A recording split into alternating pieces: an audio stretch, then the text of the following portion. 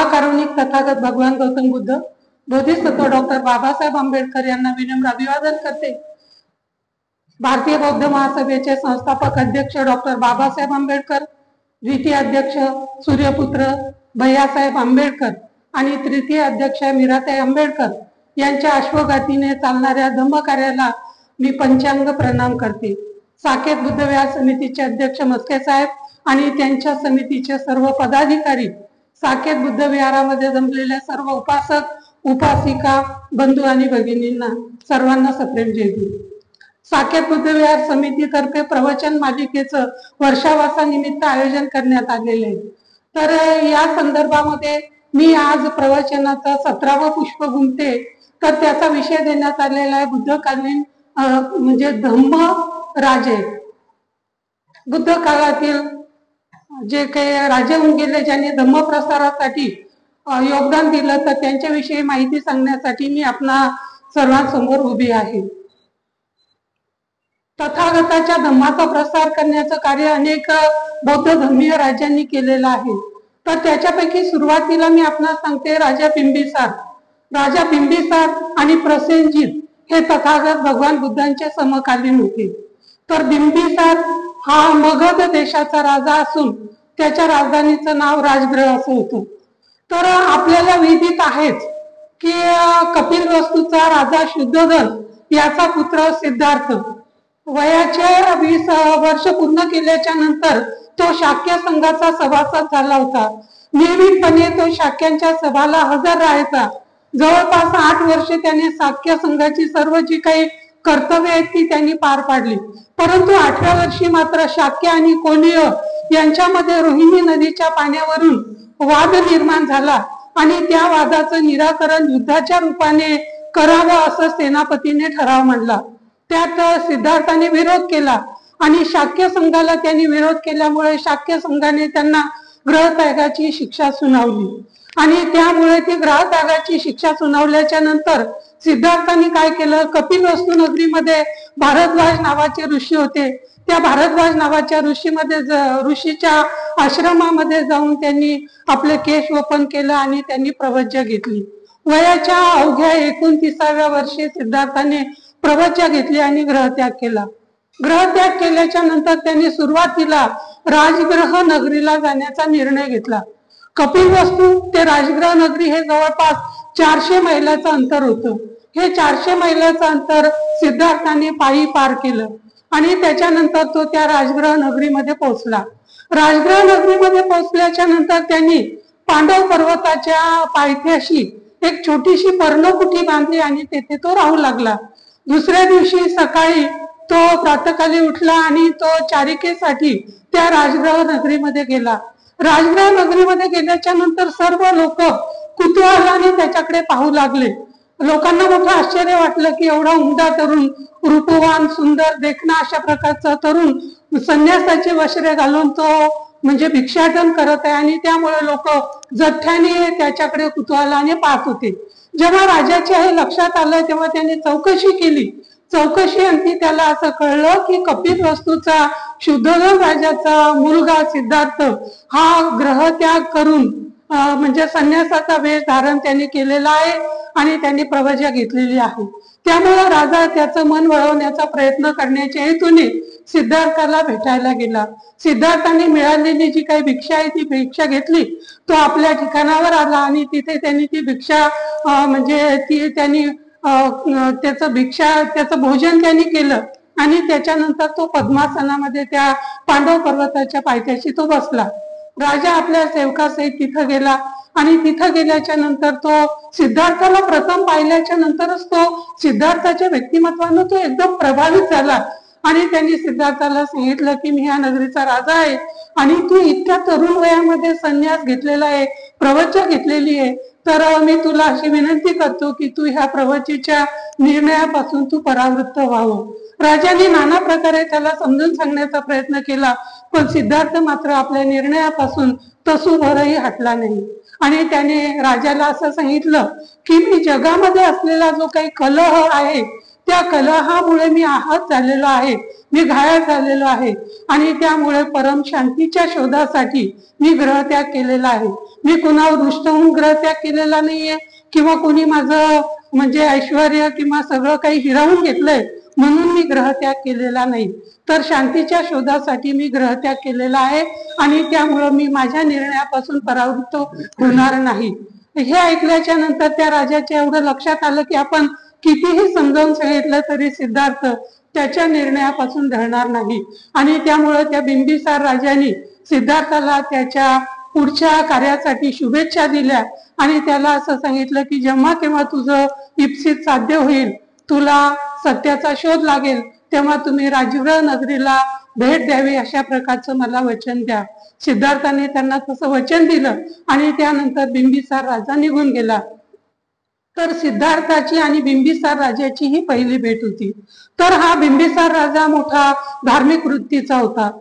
तथागत म्हणजे ह्या राजगृह नगरीतून वेगवेगळ्या आश्रमांमध्ये गेले. आश्रमामध्ये गेल्याच्या नंतर त्यांनी अनेक विद्यांचं ज्ञान संपादन केलं आणि ज्ञान संपादन केलं. 6 वर्षाची कठोर तपश्चर्या केली आणि एवढं सगळं केल्याच्या नंतरही त्यांना म्हणजे सत्याचा शोध लागला नाही आणि त्यामुळं तथागताला वाटलं की शरीराला क्लेश देऊन किंवा यातना देऊन काहीही साध्य होत नाही आणि त्यामुळे सुजाताने आणलेल्या खिरीचं त्यांनी प्राशन केलं आणि बोधगया येथे पिंपळ वृक्षाच्या खाली ते बसले आणि तेव्हा त्यांना 7 आठवड्याच्या नंतर सत्याचा शोध लागला.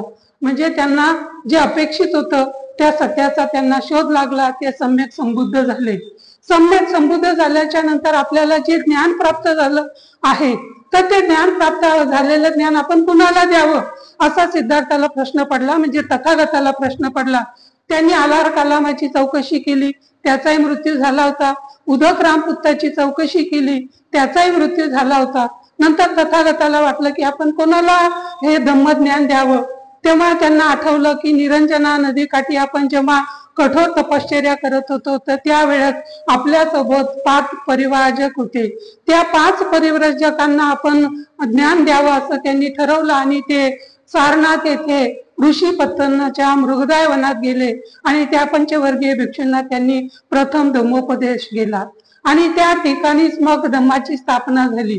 धम्माची स्थापना झाल्याच्या नंतर परत मग तथागताच्या धम्मामध्ये अनेक लोक सहभागी झाले. वाराणसी नगरीतला यश आणि त्याचे 5 मित्र यांनी देखील बौद्ध धम्माची दीक्षा घेतली. त्यानंतर त्या वाराणसी नगरीमध्ये कश्यप बंधू होते. त्याच्यापैकी उरुवेला कश्यप, नदी कश्यप आणि गया कश्यप या बंधूंनी देखील भगवंताच्या बुद्ध धम्माची दीक्षा घेतली. भगवंताचा बुद्ध धम्माचा संघ वाढत होता आणि जेव्हा संघ वाढला तेव्हा तथागतांनी सारनाथ येथे पहिला वर्षावास केला आणि वर्षावास संपल्याच्या नंतर अश्विन पौर्णिमेला तथागतांनी आपल्या भिक्खू संघाला आज्ञा दिली की तुम्ही आता धम्म प्रसारासाठी बाहेर जावे आणि मग तथागताचा भिक्खू संघ धम्म प्रसारासाठी बाहेर पडला. तथागत देखील त्या भिक्खू संघासोबत बाहेर पडले आणि ते राजगृह नगरीला आले. त्यांनी बिंबिसार राजाला आश्वासन दिलं होतं की सत्याचा शोध लागल्याच्या नंतर मी ह्या राजगृह नगरीला परत येईल आणि त्यामुळे ते राजगृह नगरीला आले. राजगृह नगरीला तथागताचं वास्तव्य आहे हे राजा बिंबिसाराला कळलं आणि त्यामुळे राजा बिंबिसार आपल्या सेवकांसहित राजगृह नगरीत तथागत ज्या ठिकाणी थांबलेले होते त्या ठिकाणी ते तथागताला भेटायला आले. तथागताला भेटायला आल्याच्या नंतर तथागताचं जे व्यक्तिमत्व पाहिल्याच्या नंतर ते अगोदरही प्रभावित झाले होते आणि नंतर ते प्रभावित झाले. त्यांनी तथागताला वंदन केलं आणि ते तथागतानी कडते एका आसनावर ते बसले आणि तिथे बसल्याच्या नंतर त्यांनी तथागताला आपल्या निवासस्थानी भोजनाचं आमंत्रण दिलं. दुसऱ्या दिवशी तथागत बिंबिसार राजाच्या इथे भोजनासाठी गेले आणि भोजन झाल्याच्या नंतर बिंबिसार राजाने तथागताला विनंती केली की मला आपल्या धम्माचं उपासक म्हणून करावं. तथागतांनी त्यांना आपल्या धम्माचं उपासक म्हणजे अनुयायी केलं आणि त्यानंतर ह्या बिंबिसार राजाने त्या राजगृह नगरीमध्ये जे 20-22 एकरावर सुंदर अशा प्रकारचं जे काही वेळुवन होतं ते वेळुवन तथागत आणि त्याच्या भिक्खू संघाला दान दिलं आज देखील आपण जेव्हा धम्मयात्रेला निघतो तेव्हा राजगृह नगरीमध्ये हे वेळुवन अतिशय चांगल्या रीतीने जतन केलेले आहे, त्याची उत्तम प्रकारे जोपासना केल्याची दिसून येतं. या वेळुवनाला आपण जर भेट दिली तर आपल्याला आंतरिक समाधान मिळतं, कारण ह्या वेळुवनामध्ये तथागतांचं अनेक वर्ष वास्तव्य होतं. तथागत त्या ठिकाणी राजगृह नगरीतल्या प्रजेला आणि राजाला धम्माचा उपदेश करीत असत. तर अशा प्रकारचं हे 22 एकराचं वेळुवन ह्या बिंबिसार राजाने तथागताला भेट दिलं. तिथं मोठा संघाराम बांधला आणि भंतेजींसाठी राहण्याच्या सर्व सोयी सुविधा उपलब्ध करून दिल्या. त्याचप्रमाणे त्यांनी काय केलं, धम्मकार्यासाठी सढळ असते अशा प्रकारची मदत केली. शिवाय ह्या बिंबिसार राजाची एक खेमा नावाची राणी होती. तरी खेमा नावाची राणी अतिशय रूपवान होती, सौंदर्य संपन्न होती. या राजगृह नगरीतला बिंबिसार राजा आणि प्रजा वेळुवनामध्ये तथागताचं प्रवचन ऐकण्यासाठी नियमितपणे जात होते. परंतु एक खेमा नावाची राणी मात्र तथागताचं प्रवचन ऐकण्यासाठी जात नव्हती. तर तिने देखील तथागतांचं प्रवचन ऐकावं असं या बिंबिसार राजाला वाटत होतं. पण राणी तर काही प्रवचनाला जात नव्हती आणि त्यामुळे या बिंबिसार राजाने काय केलं, आपल्या दरबारी काही कलावंत बोलावले जे गायनामध्ये पारंगत होते. तर त्या कलावंताला बोलवलं आणि त्या कलावंतांनी काय केलं, या तथागत भगवान गौतम बुद्धाच्या रूपासंबंधी, त्यांच्या ज्ञानासंबंधी, त्यांच्या बुद्धीसंबंधी आणि त्यांच्या प्रवचनासंबंधी सुमधुर अशा प्रकारची गीतं गायली. आणि ती गीतं ह्या महाराणी खेमाने ऐकली आणि तिने ऐकल्याच्या नंतर तिला त्या वेळुवनामध्ये थांबलेल्या तथागताचं प्रवचन ऐकण्याची इच्छा निर्माण झाली आणि त्यानुसार ती वेळुवनामध्ये तथागताचं प्रवचन ऐकण्यासाठी गेली. ते प्रवचन ऐकल्याच्या नंतर ती तथागताला पाहून, त्यांचं प्रवचन ऐकून ती देखील प्रभावित झाली आणि प्रभावित झाल्याच्या नंतर तिने तथागताच्या धम्माचा स्वीकार केला. तिने सर्व ऐश्वर्याचा त्याग केला, बिंबिसार राजाची परवानगी घेतली आणि ती भिक्खुनी झाली. म्हणजे हा जो काही बिंबिसार राजा होता, पहिल्यापासून तथागताच्या व्यक्तिमत्वाने, त्यांच्या ज्ञानाने, त्यांच्या सौंदर्याने, त्यांच्या विचाराने तो प्रभावित झाला होता. त्याने स्वतः तथागताचं अनुयायित्व पत्करलं होतं आणि आपली राणी देखील त्याने बुद्ध धम्माच्या वाटचालीवर तिने मार्गक्रमण करावं यासाठी तिला देखील त्यांनी प्रेरित केलं. पुढे चालून ही महाराणी खेमा भिक्खुनी म्हणून ख्यात झाली. म्हणजे अशा प्रकारे तथागताच्या धम्माचा हा प्रचार आणि प्रसार व्हावा यासाठी बिंबिसार राजाने सढळ असते अशा प्रकारचं दान केलेलं असून त्यामुळं ह्या बिंबिसार राजा हा तथागताचा प्रथम उपासक म्हणून प्रसिद्धी पावला. त्याच्यानंतर ह्या बिंबिसार राजाचा पुत्र होता अजातशत्रू. तर हा अजातशत्रू जो होता, तर त्या अजातशत्रू म्हणजे जेव्हा राजकुमार होता तर तेव्हा तथागताचा आत्या भाऊ देवदत्त याची आपण बुद्ध आणि त्यांचा धम्म या ग्रंथामध्ये माहिती पाहिलेली होती. तर तथागताचा आते भाऊ देवदत्त हा होता, तो देखील भिक्खू संघामध्ये सामील झालेला होता. परंतु तथागताने मात्र त्याला सेना प्रमुख म्हणजे धम्माचा संघ प्रमुख केलेला नाही याचा त्याच्या मनामध्ये राग होता आणि त्यामुळे ह्या अजातशत्रूचं मन तथागताविषयी कलुषित करण्याचं कार्य ह्या देवदत्ताने केलं. तर त्या देवदत्ताने काय केलं, त्याने त्या अजातशत्रूला असं सांगितलं की तुझे वडील जे बिंबिसार आहेत ते बिंबिसार बुद्ध धम्माच्या प्रचार आणि प्रसारासाठी सगळी धन दौलत खर्च करत आहेत. तुझ्यासाठी ते काही धन दौलत बाकी ठेवतात की नाही हे सांगता येत नाही आणि त्यामुळे तू काय कर, तुझ्या वडिलांना कैद कर. मग ह्या देवदत्ताचं ऐकून त्या अजातशत्रूने आपल्या वडिलांना अटकेत टाकलं, एका खोलीमध्ये त्यांना बंद केलं आणि त्यांना बिलकुलच अन्न पाणी दिलं नाही. अन्न पाणी न दिल्यामुळे अन्न पाण्याविना तडफडून ह्या बिंबिसार राजाचा मृत्यू झाला.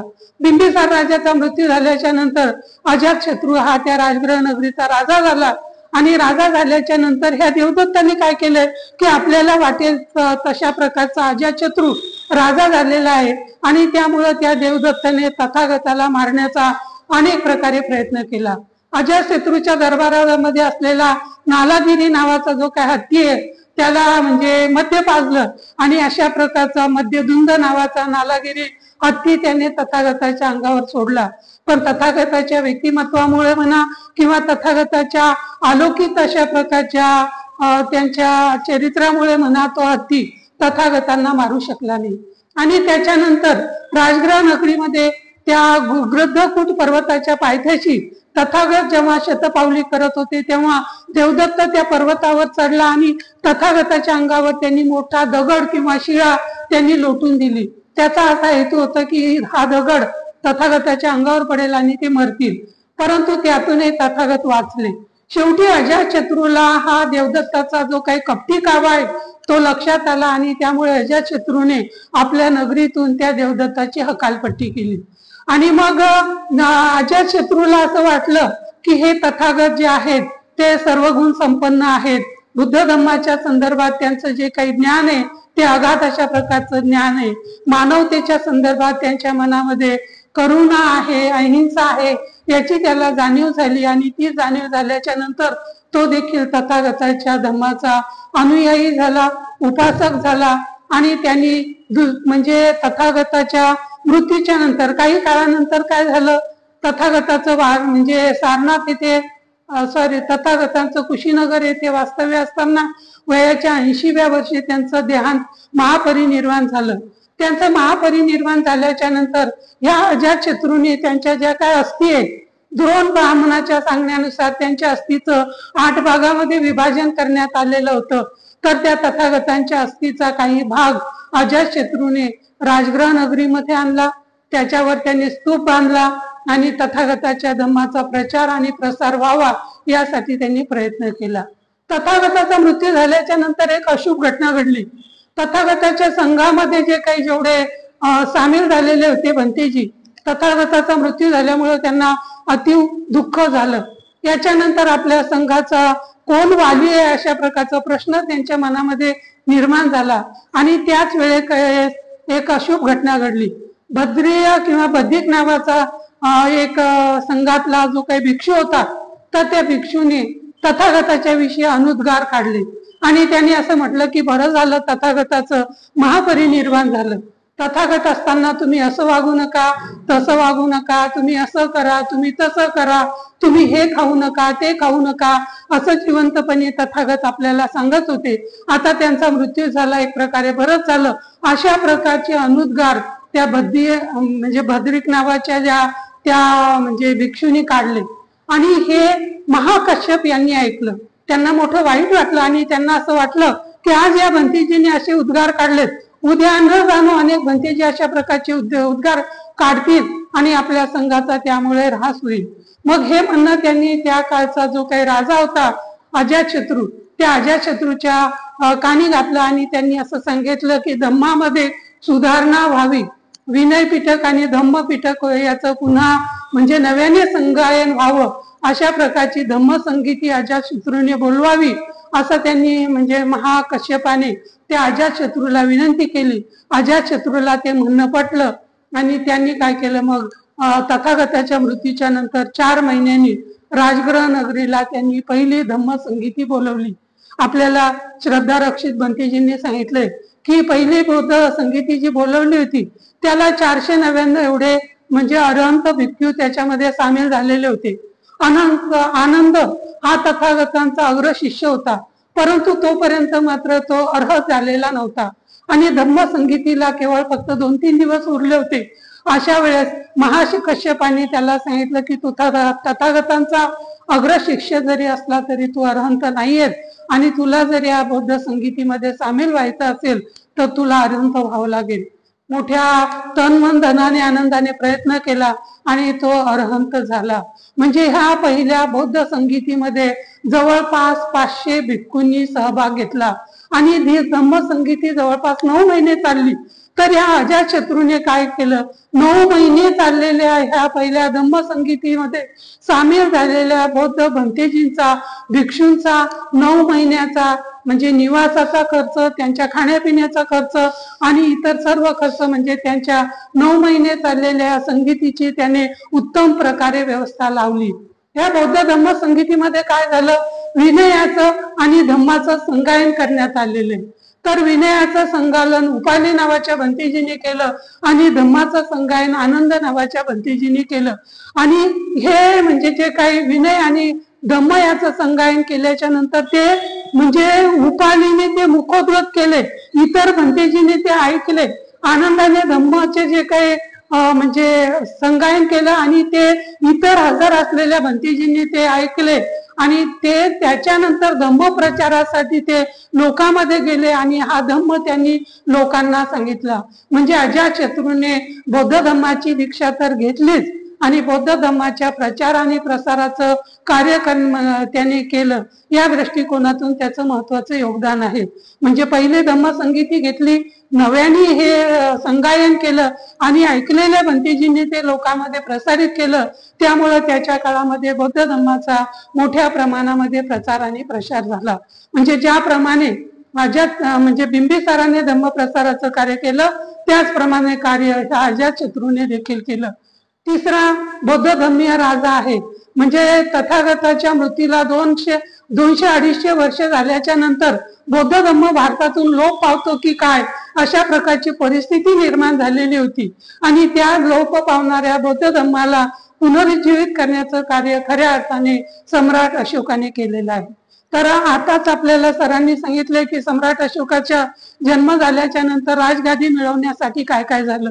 तर सम्राट अशोकाने जवळपास त्याला 100 भाऊ होते. तर ते 100 म्हणजे राजा बिंबिसार हे त्याच्या वडिलांचं नाव होतं. बिंबिसार आजारी पडल्याच्या नंतर त्याच्या भावामध्ये राजगादीसाठी भांडे लागले आणि त्याच्यामध्ये मग या सम्राट अशोकाने काय केलं, आपल्या 99 भावांची हत्या केली आणि वयाच्या 21व्या वर्षी तो राजगादीवर आला. 21व्या वर्षी राजगादीवर आलेला असला तरी देखील अजून तो सम्राट नव्हता आणि सम्राट होण्यासाठी मग त्याच्यानंतर त्याने वयाच्या म्हणजे 16व्या वर्षी राजगादीवर आला.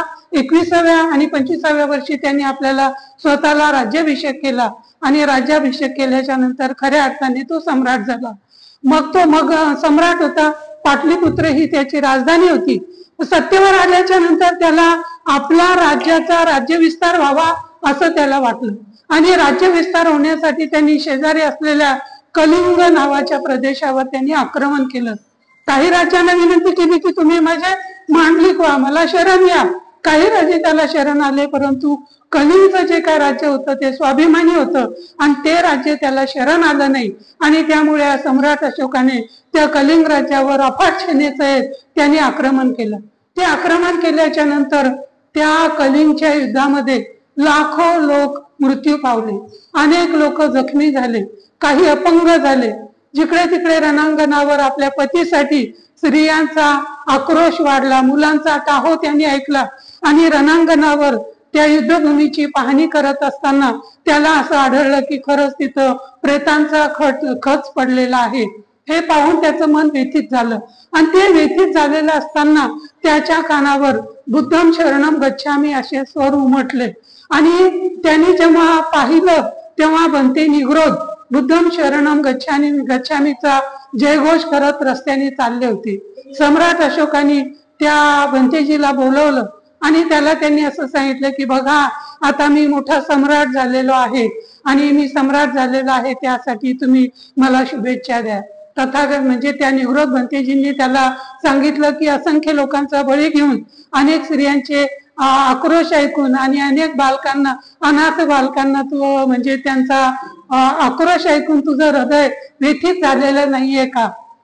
मी तथागतांचा शिष्य असून तथागतांच्या धम्माचा मी अनुयायी आहे आणि तथागतांनी आयुष्यभर करुणा आणि अहिंसेची शिकवण दिलेली आहे आणि त्यामुळे तुझ्या या सम्राट होण्याला काही अर्थ नाहीये असं त्याला त्या निग्रोध भंतेजीने सांगितलं.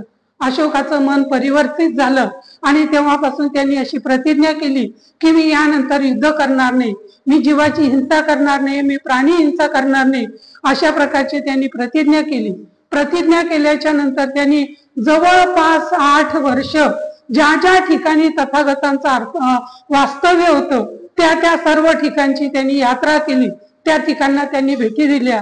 मग ते म्हणजे सारनाथ असेल, ते बौद्धगया असेल, त्याच्यानंतर म्हणजे सगळ्या प्रकारची कपिलवस्तू असेल, लुंबिनी असेल, या सगळ्या ठिकाणी त्यांनी भेटी दिल्या आणि भेटी दिल्याच्या नंतर तो प्रभावित झाला आणि भंते उपगुप्त, काही ठिकाणी मोगली गुप्त किस्सा आहे, भंते उपगुप्त यांनी रितसररित्या बौद्ध धम्माची दीक्षा घेतली आणि त्यानुसार तेव्हापासून त्यांनी असं ठरवलं की आपल्या हयात म्हणजे जोपर्यंत आपण जिवंत आहोत तोपर्यंत आपण बौद्ध धर्माचा प्रचार आणि प्रसार करण्याचं कार्य करू, अशा प्रकारची त्यांनी प्रतिज्ञा केली. मग त्यांनी जिथं जिथं तथागतांनी म्हणजे भेट दिलेले आहेत, वास्तव्य केलेले आहे, त्या त्या ठिकाणी त्यांनी स्तूप उभारले. असं आपण भगवान गौतम बुद्धाच्या संदर्भात वाचलेलं आहे की तथागतांनी त्यांचा धम्म म्हणजे 84,000 स्कंदामध्ये त्यांनी त्यांचा धम्म सांगितलेला आहे. हे लक्षात घेऊन त्याचं प्रतीक म्हणून सम्राट अशोकाने 84,000 स्तूप बांधले. एक गगन मलिक नावाचे नव्यानेच भंतेजी झालेले आहेत, तर त्यांनी देखील 84,000 भगवान गौतम बुद्धाच्या स्मरणार्थ सम्राट अशोकाने जे स्तूप बांधलेले आहेत, तर त्यांनी थायलंड देशातून 84,000 बुद्ध मूर्ती आणल्या आणि त्या बुद्ध विहारामध्ये प्रस्थापित करण्याचं काम त्यांनीही केलेले. अनेक भारतीय बौद्ध महासभेचे लोक त्यांना देखील नावं ठेवतात. तर त्यांचं कार्य किती योग्य आहे अयोग्य आहे हा वादाचा मुद्दा असेल, परंतु तथागताच्या स्मरणामध्ये ह्या सम्राट अशोकाने 84,000 स्तूप बांधले.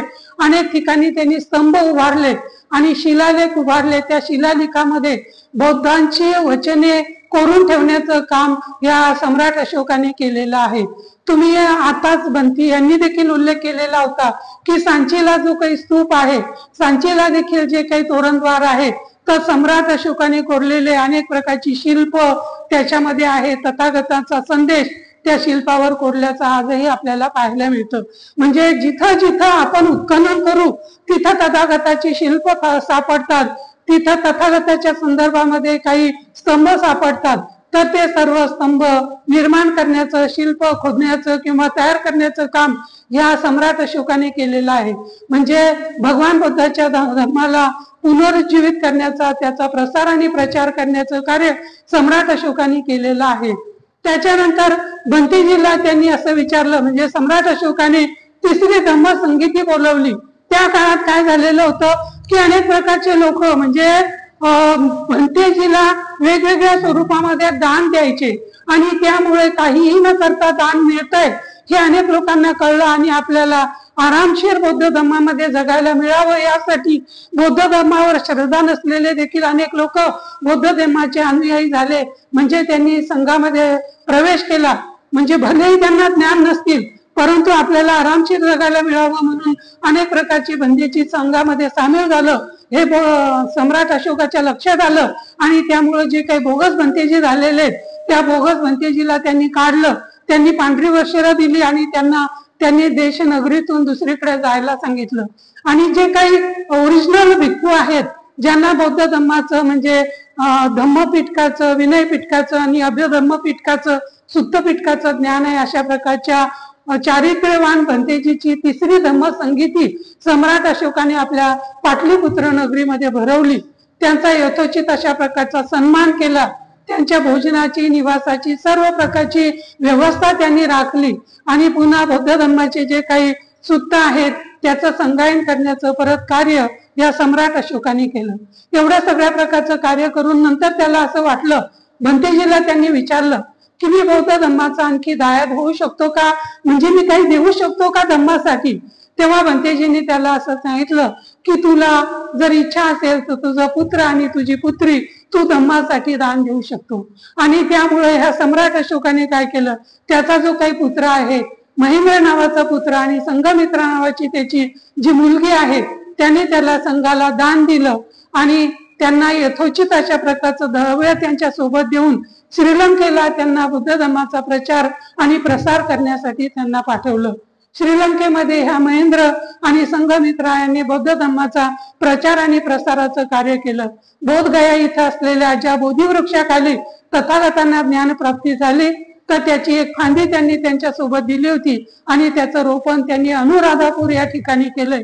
आजही असं म्हणतात की तो वृक्ष तिथं बौद्ध धर्माचा म्हणजे तथागताला ज्ञान प्राप्ती झाल्याचं प्रतीक म्हणून अनुराधापूर इथे आहे. म्हणजे बौद्ध धर्माचा प्रचार आणि प्रसार करण्यासाठी सम्राट अशोकाने वेगवेगळ्या प्रकारचे 84,000 स्तूप तर बांधलेच, विहारे बांधली, बुद्ध मूर्तीची स्थापना म्हणजे विहारे बांधली आणि शिलालेख देखील त्यांनी बांधले. असं म्हणतात की सारनाथ येथे जे धम्मचक्र प्रवर्तन आहे तर ते धम्मचक्र प्रवर्तनाचा प्रतीक म्हणून सम्राट अशोकाने धम्मचक्र तिथं बांधलं आणि ते सारनाथ येथे मोठ्या दिमाखामध्ये काही काळ होतं. आता मात्र ते सारनाथच्या वस्तू संग्रहालयामध्ये थोडस पडलेल्या अवस्थेमध्ये, असं म्हणजे उभं नसताना ते आपल्याला जतन करून ते ठेवण्यात आलेलं आहे. तर सम्राट अशोकाचं नाव बुद्ध जीवा धर्माचं प्रवचन म्हणजे प्रसार आणि प्रचार करण्याच्या दृष्टिकोनातून, धम्माचं पुनरुज्जीवित करण्याच्या दृष्टिकोनातून अनन्यसाधारण अशा प्रकारचं योगदान या सम्राट अशोकाचं बौद्ध धम्मामध्ये आहे. आणि त्यामुळं आपण त्याला देखील म्हणजे त्याच्याविषयी आपण सतत ऋणी असलं पाहिजे. त्याच्यानंतरचा बौद्ध धर्मीय राजा आहे कनिष्क. कनिष्क खरं म्हणजे हा भारतीय मातीमध्ये वाढलेला नाही, तो कुशन वंशाचा राजा होता, यहुदी जातीचा तो होता. परंतु त्याच्या म्हणजे कुटुंबाकडून त्याला वंश परंपरागत रीत्याने बौद्ध धम्म हा त्याला मिळालेला होता. तो देखील बुद्ध धम्माचा मोठा प्रचारक आणि प्रसारक अशा प्रकारचा राजा होता. त्यांनी बुद्ध धम्माला पुनरुज्जीवित करण्याचं कार्य केलं. बौद्ध धम्माच्या अंगी आपल्याला म्हणजे श्रद्धा रक्षित भंतेजींनी बुद्ध आणि त्यांचा धम्म या ग्रंथाचं वाचन करत असताना आपल्याला सांगितलं होतं की तथागताच्या अंगी 22 लक्षणं होती आणि 80 शुभ चिन्ह होती. तर ह्या 22 लक्षणं आणि 32 शुभ लक्षणं आणि 80 शुभ चिन्ह लक्षात घेऊन ह्या राजा कनिष्काने काय केलं, जी चौथी धम्मसंगीती बोलवली होती त्या धम्मसंगीतीमध्ये विद्वान भंतेजींना असं सांगितलं की तुम्ही ही चिन्ह आणि 80 शुभ चिन्ह आणि लक्षणं लक्षात घेऊन लोकांना बुद्धाची मूर्ती तयार करायला सांगा. म्हणजे सर्वप्रथम तथागतांची बुद्ध मूर्ती 112 अशा प्रकारच्या लक्षणांनी युक्त तथागतांची मूर्ती तयार करण्याचं काम या कनिष्काच्या काळामध्ये तयार करण्यात आलं. तशा प्रकारची बुद्ध मूर्ती तयार केली कनिष्कांनी. त्यानंतर विहार बांधली आणि त्या विहारामध्ये या बुद्ध मूर्तीची प्रतिष्ठापना केली. एवढंच नव्हे तर आज आपण ती बुद्ध वंदना म्हणतो, त्रिसरण पंचशील म्हणतो, बुद्ध पूजा घेतो, बुद्ध वंदना, धम्म वंदना आणि संघ वंदना घेतो. तर ह्या सगळ्या संघ बुद्ध धम्म आणि संघ वंदना क्रमवार करण्याचं कार्य ह्या कनिष्काने केलं. आणि तेव्हापासूनच बुद्ध मूर्तीच्या समोर बसून वंदना आणि पूजा पाठ करण्याची पद्धत सुरू झाली.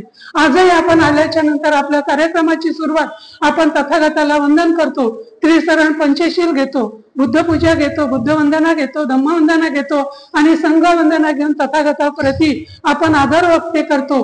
तर याचं सगळं श्रेय राजा कनिष्क याला जातो. कारण त्यांनी सर्वप्रथम ही बुद्ध मूर्ती तयार केली, बुद्ध वंदना क्रमवार केली आणि विहारामध्ये बुद्ध मूर्तीची प्रतिष्ठापना केली. म्हणजे बुद्ध धम्माचा प्रचार आणि प्रसार करण्यासाठी लोकांना, उपासकांना त्यांनी विहारात यायला लावलं. बुद्ध धम्माचे जे काही विनय पिटक म्हणजे सुत्त पिटक असेल, विनय पिटक असेल आणि अभिधम्म पिटक हे ग्रंथ रूपामध्ये त्यांनी छापून घेतलं. भंतेजीला ते पाठवलं आणि त्याच्यानंतर ते इतर लोकांना सांगण्यासाठी, धम्म प्रचार करण्यासाठी त्यांनी विदेशामध्ये पाठवलं. म्हणजे विदेशामध्ये असेल, कोरिया असेल, जपान असेल, तिबेट असेल अशा देशामध्ये त्यांनी भंतेजीला धम्म प्रसारासाठी पाठवण्याचं कार्य या कनिष्क नावाच्या राजाने केलं. त्यामुळे तो देखील बुद्ध धर्मीय राजा म्हणून इतिहासामध्ये अजरामर झाला. त्याच्या प्रती देखील आपण कृतज्ञ असणं म्हणजे ही काळाची गरज असेल. त्याच्यानंतर शेवटचा जो काय राजा आहे तो म्हणजे हर्षवर्धन. हर्षवर्धन खरं म्हणजे हा हिंदू राजा होता, परंतु त्याची सुरुवातीपासूनच बुद्ध धर्मावर प्रगाढ अशा प्रकारची श्रद्धा होती. कनौज ही त्याची राजधानी होती. तर त्या राजधानीच्या ठिकाणी त्यांनी बुद्ध धर्माचा प्रचार आणि प्रसार करण्याचं कार्य केलं. त्यांनी देखील बौद्ध धर्माच्या प्रचारासाठी देश विदेशामध्ये भंतेजी पाठवले आणि बुद्ध धर्माचा प्रचार आणि प्रसार केला. गंगा यमुना नावाचं जे काही नदी आहे त्यांचा संगम झालेला आहे. तर त्या संगमावर तो दरवर्षी बुद्ध धम्म परिषदेचं आयोजन करत होतो. ही बुद्ध धम्म परिषद जवळपास 75 दिवस चालायची. त्या 75 दिवस चालणाऱ्या बुद्ध धम्म परिषदेचं तिथे येणाऱ्या सगळ्या भंतेजीचं आणि उपासकांचं यथोचित सन्मान आणि स्वागत त्यांनी केल्या. अनेक प्रकारच्या सुवर्ण मुद्रा त्यांनी धम्म प्रसारासाठी खर्च केल्या आणि देश विदेशामध्ये त्यांनी देखील भंतेजी म्हणजे धम्म प्रचारासाठी पाठवली. तर हा सम्राट हर्षवर्धन देखील बौद्ध धर्मीय राजा म्हणून त्याच्याविषयी आपण निश्चितच ऋण व्यक्त केले पाहिजे. त्याच्यानंतर आपल्या विहारामध्ये दर रविवारी मिलिंद प्रश्न नावाच्या ग्रंथाचं आयोजन केलं जातं. तथागताच्या संदर्भामध्ये म्हणजे प्रश्नोत्तरे त्या ग्रंथामधून आपल्याला कळतात। तर या दृष्टिकोनातून राजा मिलिंद हा ग्रीक राजा होता, तो देखील भारतीयाचा नव्हता, तो ग्रीक बॅक्टेरियाचा राजा होता, परंतु भारतीय तत्वज्ञानावर त्याची प्रगाढ अशा प्रकारचा अभ्यास होता आणि वादविवाद पटू होता। तर त्याला असं वाटायचं अखंड भारतामध्ये माझ्याशी वादविवाद करू शकेल अशा प्रकारचा कोणतरी व्यक्ती आहे का। तो अनेकांना सांगायचा आहे की माझ्याशी वादविवाद करण्यासाठी कोणता भंतेजी असेल तर अशा प्रकारचा भंतेजी तुम्ही आणा। एका ठिकाणी तो वास्तव्याला असताना त्यांनी आपल्याला सेवकाला सांगितलं, परंतु त्याला वादविवादासाठी कुणी भेटलं नाही। तर मल्लिका नावाची जी काही भंतेजी होती तर ती भिक्षुणी वादविवादासाठी त्याच्या सोबत आली। तर त्यांनी तथागता संदर्भात प्रश्न विचारले, तर त्या प्रश्नांची सविस्तर अशा प्रकारची उत्तरं त्या भिक्षुणी मल्लिका यांनी दिलेली।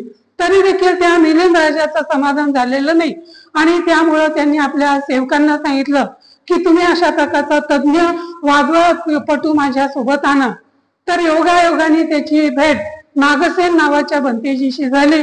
नागसेनाशी ह्या मिलिंद राजाचा संवाद झाला, अनेक विषयावर त्यांचा वादविवाद झाला आणि त्या वादविवादामध्ये नागसेन भंतेजींनी त्याला हवी ती सगळ्या प्रकारची उत्तरं दिली आणि ती उत्तरं दिल्याच्या नंतर ह्या मिलिंद राजाचं समाधान झालं। तो तथागताच्या धम्माविषयी तो आकृष्ट झाला, प्रभावित झाला। त्यांनी तो त्या वादविवादामध्ये नागसेन आणि त्या मिलिंद नावाच्या राजाला हरवलं। त्यानंतर त्या मिलिंद राजांनी बुद्ध धम्माची रीतसर दीक्षा घेतली आणि या बुद्ध धम्माचा प्रचार आणि प्रसार करण्याचं कार्य त्यांनी देखील केलंय। हे आपल्याला मिलिंद प्रश्न नावाच्या ग्रंथावरून दिसून आलं। म्हणजे या सगळ्यावरून आपल्याला आतापर्यंत एवढं कळतंय की राजगृह नगरीचा राजा बिंबिसार यांनी धम्मप्रसाराचं कार्य केलं, त्यामुळं तो तथागताच्या धम्माचा पहिला उपासक ठरला। नंतर राजा शत्रूने देखील धम्मप्रसाराचं कार्य केलं। त्याच्यानंतर प्रसेनजित नावाचा राजा होता, त्या प्रसेनजित नावाच्या राजाने देखील धम्मप्रसाराचं कार्य केलं। तर ह्या प्रसेनजित नावाच्या राजाने काय केलं, धम्मप्रसाराचं कार्य करत असताना ते म्हणजे आपल्या दरबारी त्यांनी अनेक प्रकारचे बौद्ध धर्मावर श्रद्धा असलेले जे काही अधिकारी त्यांनी नेमलेले होते। तर या प्रसेनजित नावाच्या राजाच्या दरबारी अनाथपिंडक नावाचा एक खजिनदार होता, म्हणजे तो खजिना सांभाळत होता। तो एकदा आपल्या बहिणीच्या गावी आला आणि गावी आल्याच्या नंतर मोठं भोजनाचं आमंत्रण, भोजनाची व्यवस्था तिथं चालवली होती। त्याने चौकशी केली, एखाद्या राजाचं लग्न तर नाहीये किंवा एखाद्या राजाला आमंत्रण तर नाहीये म्हणून एवढा सगळा सागर संगीत स्वयंपाक सुरू आहे। तेव्हा त्याच्या मेहुण्याने त्याला सांगितलंय की या नगरीमध्ये म्हणजे श्रावस्ती नगरीमध्ये तथागताचा संघ आलेला आहे आणि त्या संघासाठी एवढं भोजनदान केलं जाते। मग याला मोठी उत्सुकता वाटली आणि उत्सुकता वाटल्याच्या नंतर तो तथागताच्या प्रवचनासाठी गेला। प्रवचनासाठी गेल्याच्या नंतर तो तथागताचं व्यक्तिमत्व आणि त्यांचं ज्ञान पाहून तो प्रभावित झाला। त्यांनी आपल्या श्रावस्ती नगरीला तथागताला भोजनाचं आमंत्रण दिलं। तथागताने त्या भोजनाचा स्वीकार केला आणि ते आपल्या संघासहित त्या श्रावस्ती नगरीमध्ये ते गेले। श्रावस्ती नगरीमध्ये गेलेले असताना ह्या म्हणजे प्रसेनजिताला असं वाटलं, प्रसेनजिताचं मूळ नाव सुदत्त होतं, परंतु तो गोरगरिबांची सेवा करायची, गोरगरिबांना तो धन दौलत द्यायचा, त्यांना गरजेनुसार तो हव्या त्या वस्तू तो द्यायचा, म्हणजे अनेकांची तो सेवा करायचा आणि त्यामुळं त्याला अनाथपिंडक म्हणून संबोधलं जायचं। तर अनाथपिंडकाच्या घरी भोजनासाठी तथागतांचे त्याचा संघ गेला। तर तेव्हा ह्या अनाथपिंडकाला वाटलं की आपण ह्या तथागतांना काहीतरी दान द्यावं आणि त्यामुळे त्यांनी काय केलं, त्या श्रावस्ती नगरीमध्ये जेत नावाचा राजकुमार होता, त्या राजकुमाराचं एक जेतवन होतं।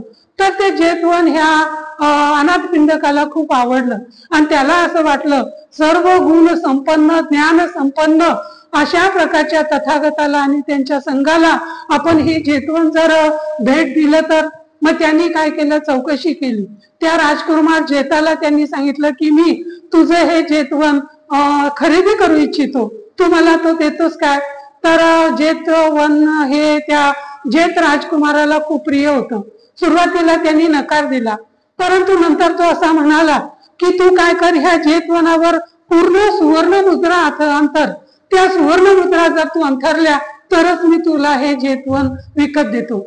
ह्या अनाथपिंडक मोठा आनंदी झाला आणि आनंदी झाल्याच्या नंतर त्यांनी आपल्या नोकर चाकराला, सेवकाला त्या पूर्ण अनाथ म्हणजे जेतवनामध्ये सुवर्ण मुद्रा त्यांनी आच्छादित करायला सांगितल्या.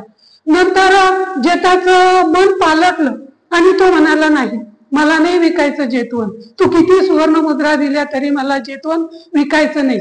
मग ह्या अनाथ पिंडकांनी काय केलं, तो प्रश्न न्याय प्रविष्ट केला, न्यायालयापर्यंत तो मुद्दा मांडला आणि त्यांनी असं सांगितलं की या राजकुमार जेतानी काय सांगितलं की तू सुवर्ण मुद्रा अंतर, मी तुला हे विकत देतो.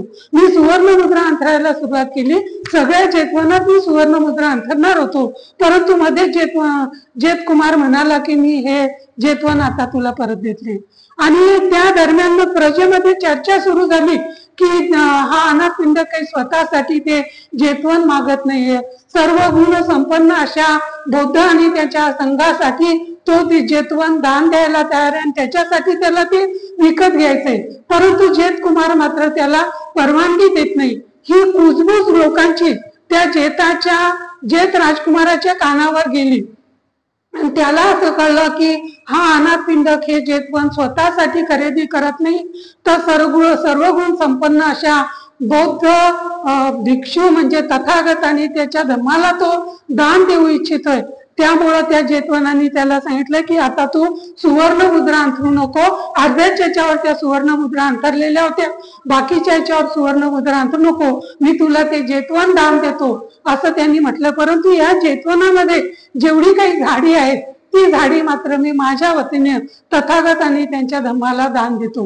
मग अशा प्रकारे या वादाच्या नंतर ह्या अनाथ पिंडकाने जे जेतवन खरेदी केलं आणि खरेदी केल्याच्या नंतर तथागताला विनंती केली की मी आपल्या धर्माला आणि आपल्याला हे जेतवन दान करीत आहे, कृपया आपण त्याचा स्वीकार करावा.